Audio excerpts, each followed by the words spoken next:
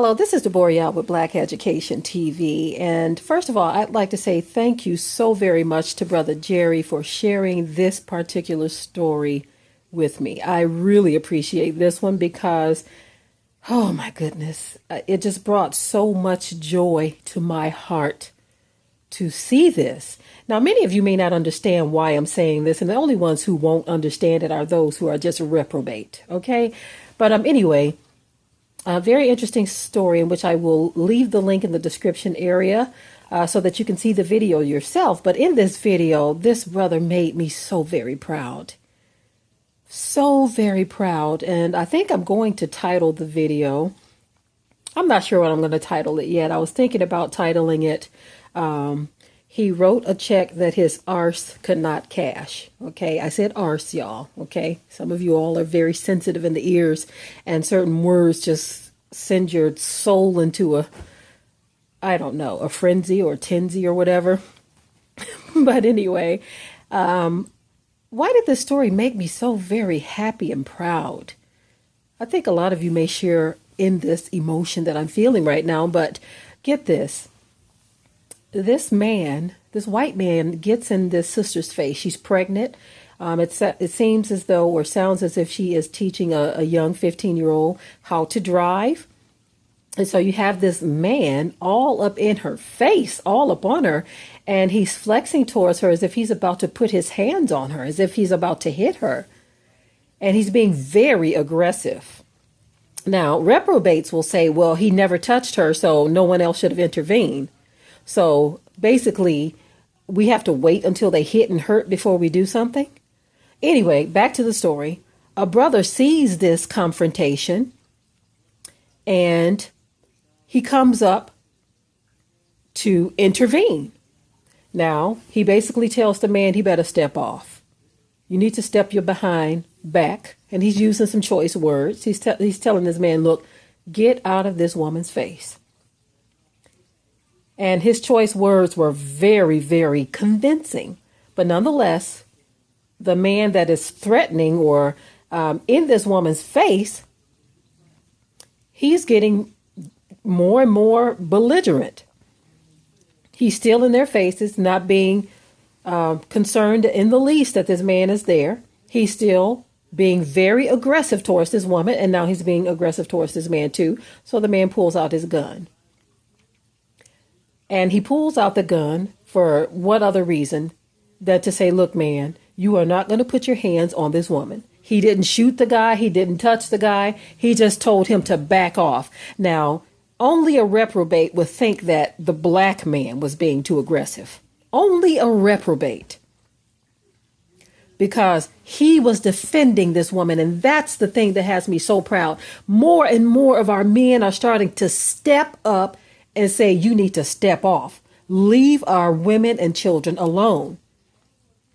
But again, only reprobates feel like the person in the wrong is the person trying to defend, as in the case down in Florida. And I'm going to talk a little bit about that, too. The case down in Florida, where a man was trying to defend the mother of his children against the same type of attack from a white man, an aggressive white man.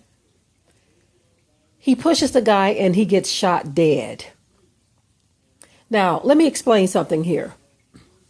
Only a reprobate believes that you are not allowed to protect your family.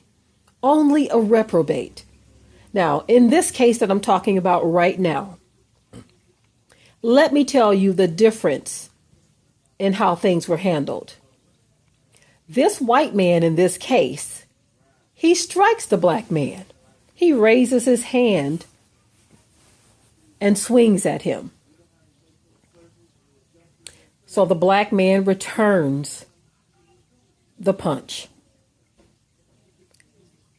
Now, in the case of Florida, where the black man simply pushed the guy for being in his woman's face, he was shot and killed. The white man shot him and killed him. In this case, however, the black man being hit first, he could have very well did the same thing in self-defense. He could have took his gun and blew him away because this man hit him, put his hands on him. But no, he didn't do that. He fought like a real man. He returned a blow for a blow. He didn't pull out his gun like cowards do and just shoot someone when there is no threat on your life. So are you saying that a threat on your life is a push? So then, by the same standards, shouldn't this man be able to say that a threat on his life was a punch? Isn't a punch worse than a push? What if he said he felt threatened and just used his gun instead of his hand? See, because we don't have that type of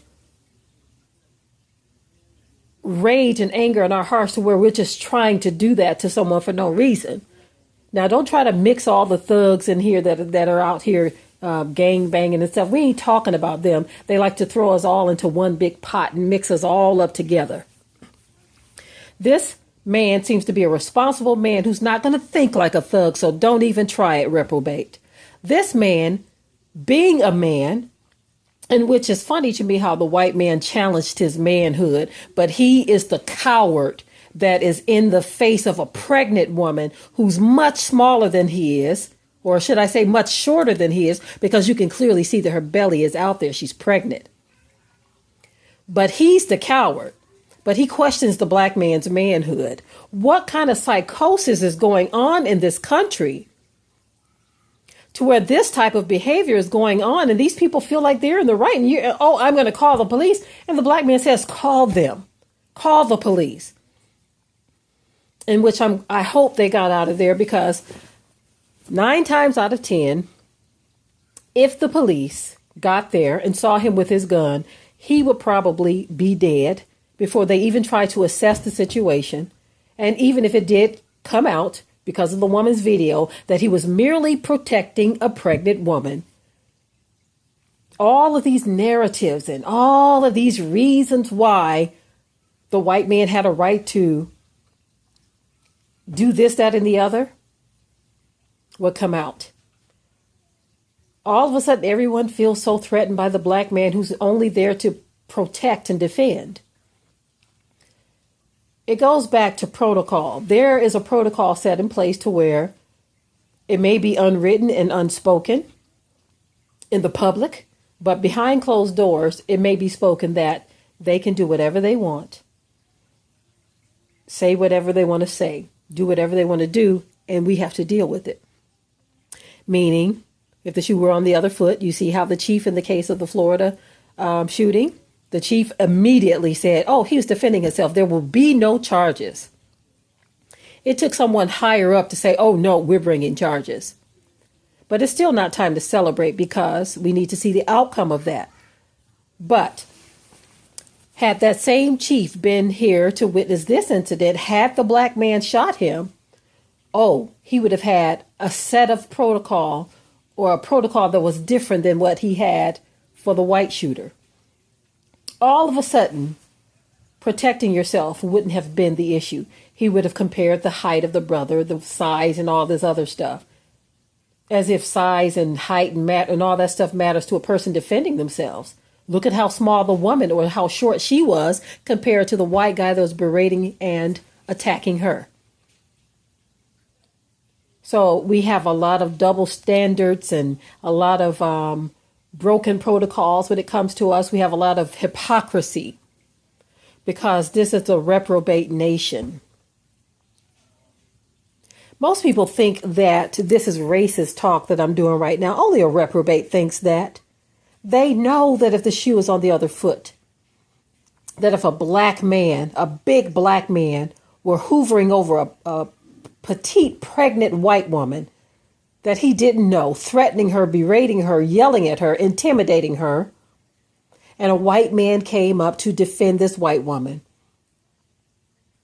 everyone knows, every reprobate on the planet knows that that would have been sufficient to them. It would have been perfect, even had he just walked up and just shot the black man and didn't even find out what was happening. Every reprobate knows. Of course, they're not going to confess to being a reprobate. I'm calling them reprobate. But every last one of them know that they would think it's okay and that they would justify those actions for the protection of a white woman. I am not being racist at all. I'm just talking about the double standards in this country. Double standards that just fly through the roof. Everyone has a right to defend themselves against someone who is a threat to them, but don't create the circumstance and then say you're defending yourself when that person is defending themselves against you, or if another person is defending them against you. Again, these types of stories, they just come so frequently, but this one I took notice of a lot closer than others because we get so many stories all the time, but this one, I am so proud of my brother. I wish I can high five this brother, fist bump, whatever it is you young people do. Oh my goodness, I am so proud of that man because he did what needs to be done. There needs to be defense of our women and children. And no man in his right mind would think that he did anything wrong. But notice how he's appealing to people around the white guy. He's appealing to people around him. And he's saying, he has a gun, he has a gun. Well, in this country, you have a right to carry a gun. He wasn't pointing it at the man, but notice how quickly and easily he lied, even with the cameras rolling. He just lied. How is it that a person can just allow lies to roll off of their tongue so easily? I don't get that. I just don't understand it. We're not talking about a misunderstanding or somebody who misconstrued something. We're talking about a man who's blatantly lying. All he did was showed his gun and had it down at his side, as to show it. But this liar, this reprobate, says that he pointed his gun. Oh my goodness. But these are the things that we are faced with in this country. These are the things that we are faced with in this country because we are living in a reprobate nation. A reprobate nation. But very soon, we're going to see the escalation of judgment just piling up. They have wrote a check, just like the sister said, they wrote a check that they cannot cash. In this case, that guy did when he got a blow for a blow, right? But as a nation, there's a check that has been written, but they will not have the funds to cash this check because the debt is too high. Too high, family. The debt is too high. The injustice, all of this stuff, everything comes full circle. You know, there's an old saying, what goes around comes around. That's called judgment. That is called judgment. That is called reaping what you sow. When you put mess and filth and dirt and wickedness out there, it's coming back. It is coming back. It amazes me how these people think. He was hoping to get support from people around. When the woman whose car was being blocked came, she wanted to get into her car. Notice how the black guy said, "Oh, you trying to get in your car, ma'am?" They got out of her way. Got out of her way. But the reprobate is trying to get support, and he got none, threatening to call the police. You want to call the police after you create a disturbance. Pay attention, family. We need to continue to pay attention to how things turn out in these situations. I hope the brother got out of there after the sister did, because we know if the police showed up, how things would have turned out. And I'm so glad the sister recorded things, and I'm so glad it's on the internet as a witness against this lying reprobate. Listen, family, as you all know, YouTube censors things. There are certain things that you can't talk about the way you really want to. I have started a channel on Black Junction. I think I only put one video up so far, because there are many more things that I'd like to say, but you can't say everything that needs to be said on YouTube. There are things that our people need to know, but everything cannot be said on YouTube. And so as time permits, I think I want to start we'll see. I'm not going to make the commitment just yet, but there are things that need to be said and talked about, family, because our people need to gain wisdom on how to deal with these situations, because the enemy is getting more and more brazen. More and more brazen. And we've got to be on top of things. We have to know how to deal with things. We have to understand that we do have a right to protect ourselves. That's the one thing that they say all the time, that you have a right to protect yourself, but they like to snatch that right away when we say, look, we have a right to protect ourselves too. There's this thing where they want to take that right away from us, and they don't have that right to take away our right to defend ourselves. So there are some things that we are going to have to do. We're going to have to take this before the ultimate judge. When we start taking things before the ultimate judge, you will start to see more and more that righteous judgment is going to be handed down, and that karma, as they call it, is going to catch up. It's called judgment. We call it judgment. They call it karma. It's amazing to me how they have all these things such as karma, but they don't believe that it's going to visit them. And for those of you who don't know, I'm talking about reprobates. If that's not you, then don't even worry about it. If you're not a reprobate, don't get angry and upset. But if you are angry and upset, that proves that you probably are a reprobate, or at least you're related to one or some. But only reprobates get offended when other people talk about standing up for their rights and defending their people and their families and their husbands and their wives and their children. Only reprobates get upset. Okay, I'm going to go ahead and close out this video, family. Cheers to my brother. I wish I can fist bump or whatever it is, because that was a very proud moment for me and for many. As you can see in the comment section of the video that I'm going to place the link. Very proud moment for many of us, because we are so glad to see some of our brothers starting to rise up and defend properly, like real men, standing up like real men. The brother had a gun, but he didn't use it. He said, I'm going to give you a blow for a blow. You hit me, I'm going to hit you. That's the way it goes. And I loved how he stood in between him and the woman.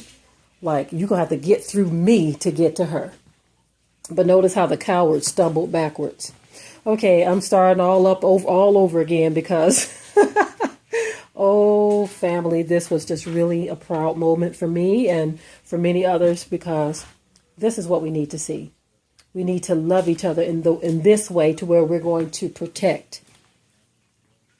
And we're going to look out for one another the way it should be. Okay, shalom, family.